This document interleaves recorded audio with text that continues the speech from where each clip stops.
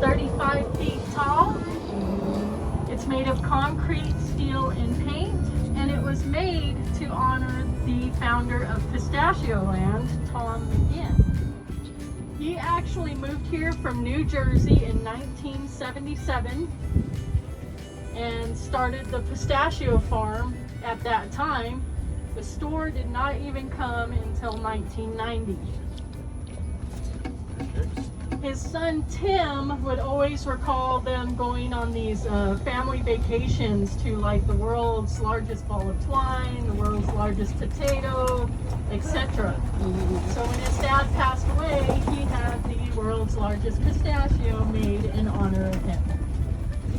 On our right here is our vineyard. We do 6 different types of wines. We've got Merlot, Cabernet, Chardonnay, Zinfandel, Moscato, and Gewürztraminer.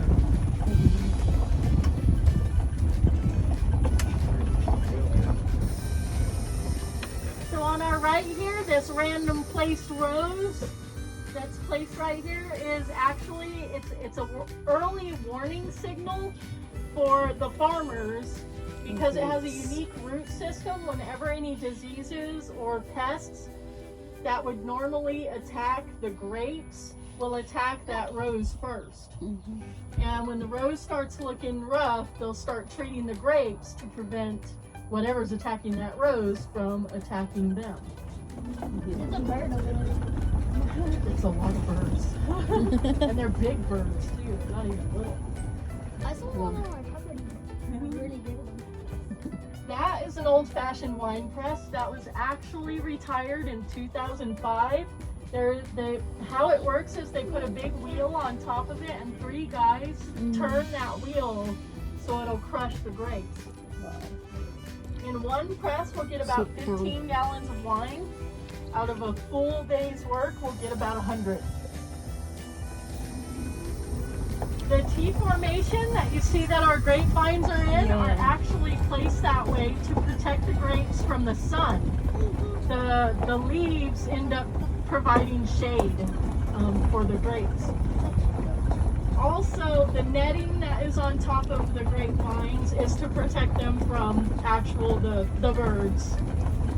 The T formation that they're in also protects them from the birds because the grapes hang underneath the vines, and then the netting is also on top of that, so the birds have two things they have to get through in order to reach the grapes.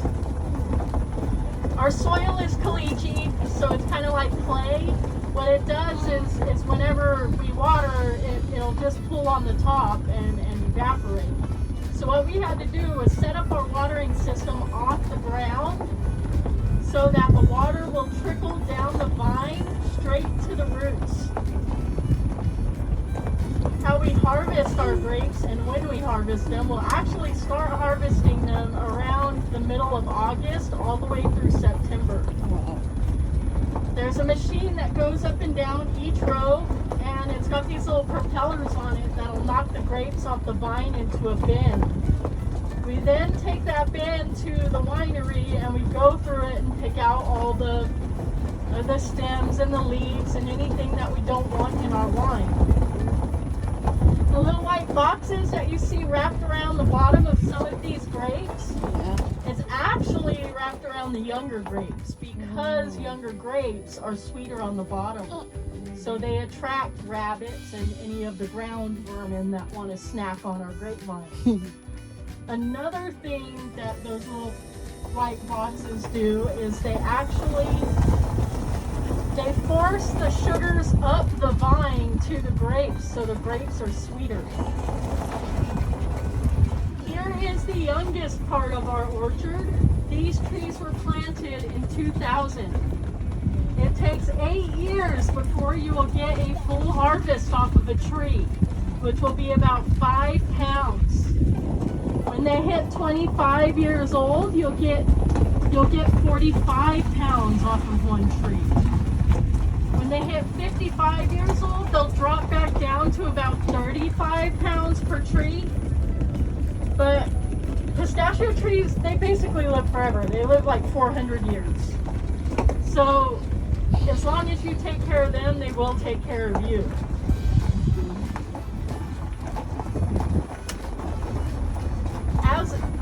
pistachio trees are not native to America. They're actually from the Middle East.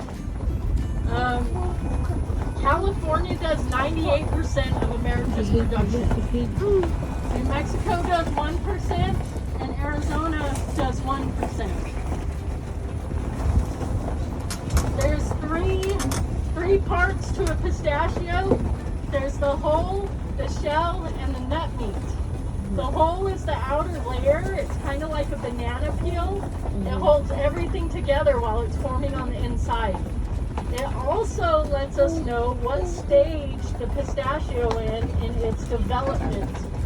When they first start to produce, they're a red color. That's when the shell is forming. When they're yellow or green, the nut meat is forming. And when they're ripe and ready to harvest, it's a bright pink color. Harvest season for our pistachios is also mid-August through September. And we have two machines that go up and down each row tandemly because one machine has to catch the nuts while the other machine shakes the trees to knock the nuts off.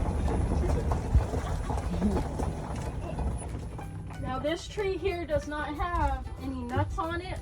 That's because it is a fertilizing tree. Okay. All right, in mid-spring, these trees will get these really, really big red pollen clusters, and the wind will blow that pollen onto all these other trees. And when that starts, these trees start producing almost immediately.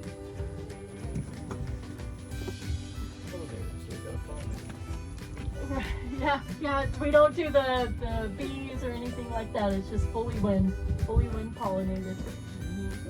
It does take one pollinating tree will pollinate up to about 18 producing trees.